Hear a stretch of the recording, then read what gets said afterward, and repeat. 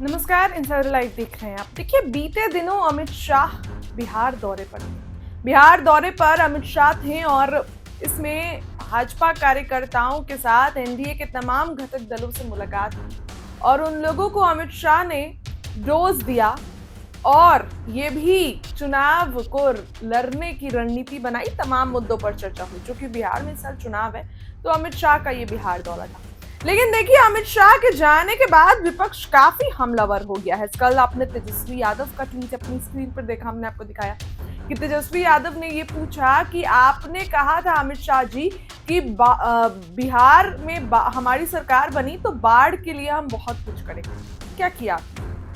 20 सालों से क्या तालिबान की सरकार है? आप ही की सरकार है। आप लोग कहां से इतना झूठ लाते हैं? तो अब राजद के सर्वे सर्वा राजद सुप्रीमो लालू प्रसाद यादव ने ट्वीट किया है।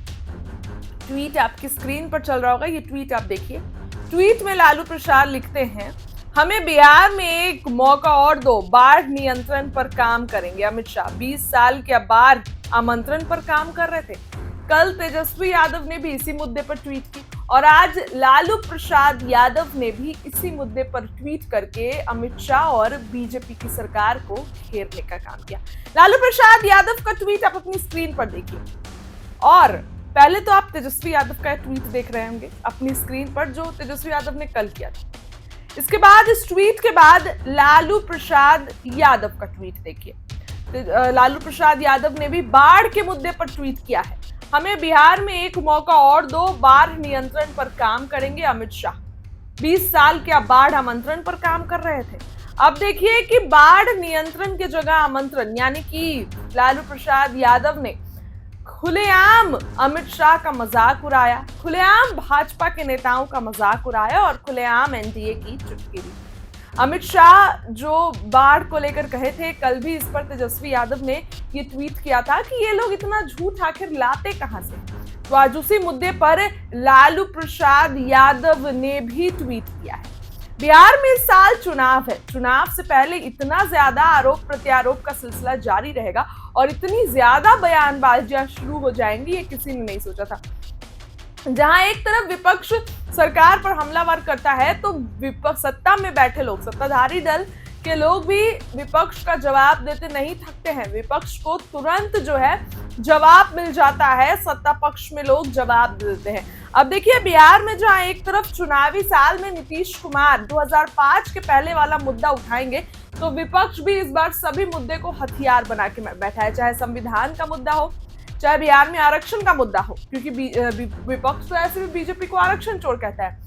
तो इन सभी मुद्दों पर इस बार चुनाव में रणनीतियां बनेंगी और इस बार चुनाव में वोट डाले जाएंगे। फिलहाल देखिए, लालू प्रसाद यादव को जो है वो ट्वीट किया उन्होंने, अमित शाह को घेरते हुए ट्वीट किया। ट्वीट आपने अपनी स्क्रीन पर देखा। चूंकि देखिए, बिहार में सबसे ज्यादा कई ऐसे जिले हैं जो बाढ़ से ग्रसित हो जाते हैं, दिक्कत होते हैं लोगों को। आप अगर कई जिलों में देख लीजिए तो इस बार भी अलर्ट हो जाता है जैसे ही बारिश होती है और काफी ज्यादा उस तरीके का मौसम होता है तो अलर्ट हो जाती है। तो इस बार तो स्पेशली फॉर बिहार के लिए जो है पैकेज भी दिया गया 11,500 करोड़। लेकिन विपक्ष इस मुद्दे पर अमित शाह को घेरने का काम किया है। ट्वीट आपकी स्क्रीन पर चला। अब देखिए, चूंकि अमित शाह बीते दिनों बिहार आए थे और गोपालगंज में जब उनकी रैली थी रविवार को, तो उस दिन उन्होंने गोपालगंज में लालू परिवार और खास करके लालू प्रसाद यादव को घेरने का पूरा काम किया था। उन्होंने साफ साफ ये कहा था कि लालू जी ने क्या किया है। लालू जी ने बिहार के लिए कुछ नहीं किया है, वो सिर्फ अपने परिवार के ही लोगों को पद देने में रह गए। उनके परिवार का एक भी सदस्य बताइए जो छूटा हुआ नहीं है। उनके परिवार का एक भी सदस्य ऐसा कोई है जो कि संवैधानिक पद पर नहीं था, सब संवैधानिक पद पर थे।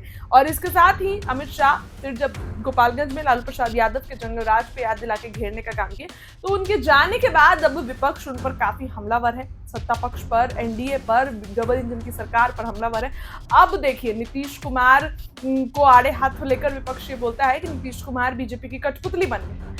लालू प्रसाद यादव ने ये ट्वीट करके अमित शाह को घेरने का काम किया है। देखने वाली बात होगी कि सत्ता में बैठे लोग इस पर कैसे जवाब देते हैं, क्योंकि अब आरोप प्रत्यारोप का सिलसिला इतना जारी है कि कोई किसी की बात भी नहीं सुन रहा। विपक्ष जहां एक बार सत्ता पक्ष पर हमला करता है तो सत्ता पक्ष में बैठे लोग भी तमाम चिट्ठे पुर्जे निकालते हैं और विपक्ष को घेरने का काम करते हैं। फिलहाल इस खबर के लिए इतना ही। क्या कहना है कमेंट करके बताइए। बहुत बहुत